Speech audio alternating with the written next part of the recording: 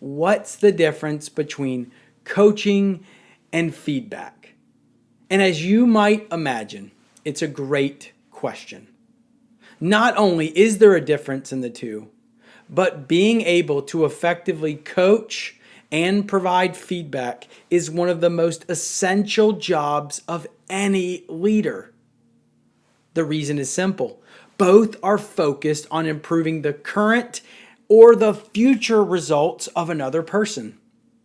The problem is, if done poorly, they have the inverse effect of their original intentions.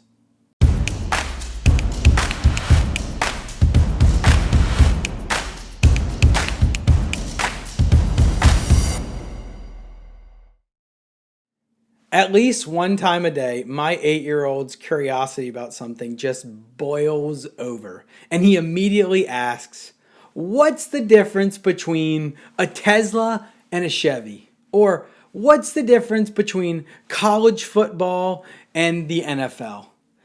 It seemingly never ends. Turns out our curiosity about the difference in one thing versus another really never ends for any of us. And one of the most popular questions I get from leaders in our Building the Best Leader workshop or our LearnLoft leader program is, what's the difference between coaching and feedback? And as you might imagine, it's a great question.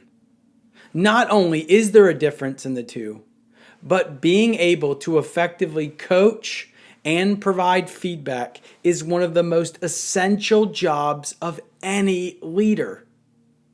The reason is simple. Both are focused on improving the current or the future results of another person. The problem is, if done poorly, they have the inverse effect of their original intentions. So let's make sure we get this one right. Coaching is a form of development to support someone else in achieving a specific goal by providing training and or guidance. The first use of the term coach in connection with an instructor or a trainer came in around 1830 at Oxford University. It was slang for a tutor who carried a student through. Coach, the term previously before that, came from the word carriage, meaning taking someone from point A to point B. So coaching literally means helping someone get from where they are to where they want to be. Feedback, on the other hand, is the information sent to an individual or a group about its prior behavior so that they may adjust their future behavior to achieve a better result later on. As you can tell, the two are very different things trying to achieve a similar result. So the natural question then becomes, which one should you use more of if you're in a position of leadership or you have the title of manager, director, or anything else? Well, it's a very, very, very complicated question because both can be extremely effective strategies and they both should be used.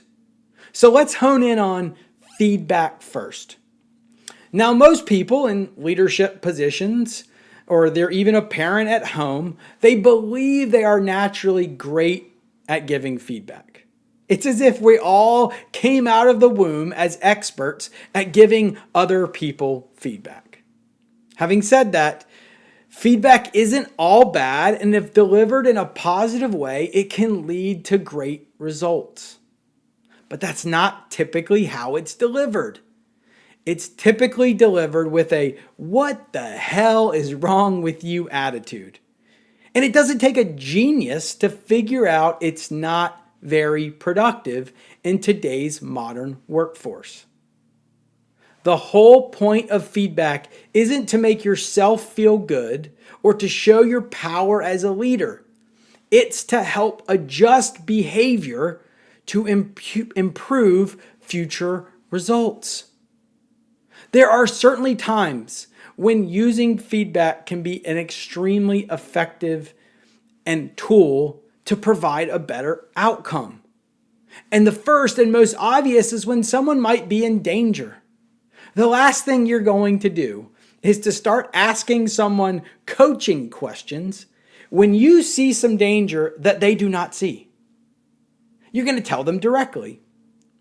The second and less obvious example of when you should give feedback is when there is a will issue with a person. They know how to do something and they are simply choosing not to do it. Being direct with feedback can be an extremely effective way to change the outcome in the future. But before you jump on the direct feedback train, I want you to remember this. The most critical factor of delivering feedback isn't just what you say, it's also how you say it. There was a study done by researchers from Stanford, Columbia, and Yale to explore the secrets of giving great feedback. They had middle school teachers assign an essay writing assignment to their students, after which students were given different types of teacher feedback. To their surprise, researchers discovered that there was one particular type of teacher feedback that improved student effort and performance so much that they deemed it magical. Students who received this feedback chose to revise their paper far more often than the students who did not get this kind of feedback, and they improved their performance significantly. What was this magical feedback? It was one phrase. I'm giving you these comments because I have very high standards and I know that you can reach them. Commit these 19 words to memory because they will drastically improve your ability to give effective feedback. Now, let's hone in on coaching. Getting better at coaching is one of the hardest things I have ever had to do as a leader. The easiest way for you to think about coaching comes from author Michael Bungay Stanier. He said, "Stay curious a little bit longer and rush to advice giving a little bit slower." To do this, you have to focus on really pulling the answers out of your team. This ensures that their skills are evolving, if only for the fact that you are forcing them out of their comfort zone and helping them with their ability to solve problems on their own. I have two strategies that I just love. First, leveraging what, how, and why questions. My personal favorite W questions. What do you think we should do? How could we do it differently to create the best outcome for everyone? Walk me through your thought process. Powerful questions. The second strategy is similar to magical feedback. In fact, I even call it magical coaching. Here it is. I have seen you solve problems like this before. Go ahead and make the decision. I will support whatever you decide. How empowered would you feel by a manager saying something like that to you? Go ahead and make the decision. I will support whatever you decide. It transfers such confidence and belief. So here's the big takeaway from today. Don't be scared to leverage coaching or feedback in your leadership approach. Your job as a leader is to elevate others and help someone else reach their full potential. It's the most important part of your job description.